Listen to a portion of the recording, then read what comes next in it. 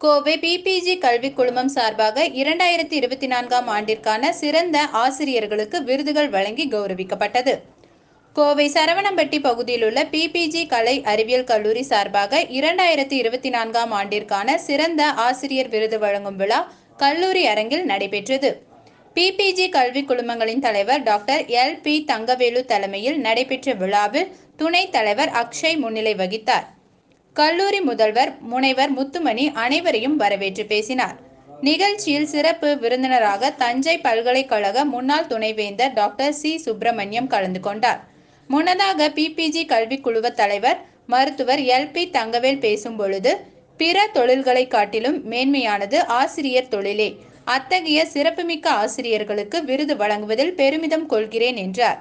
தொடர்ந்து தஞ்சை தமிழ் பல்கலைக்கழக முன்னாள் துணைவேந்தர் முனைவர் சி. சுப்பிரமணியன் சிறப்புரையாற்றும் போது, சமூகத்தில் மாணவர்களை நல்ல மனிதர்களாக உருவாக்குவதே ஆசிரியரின் தலையாய கடமை என்றார்.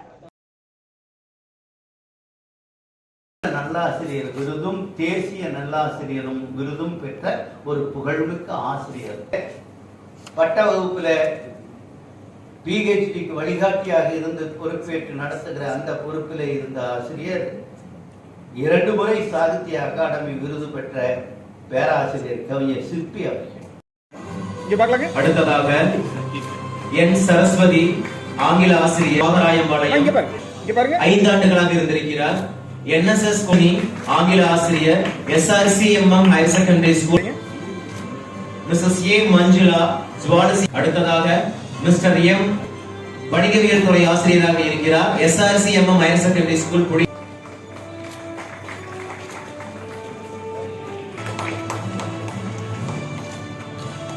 அடுத்ததாக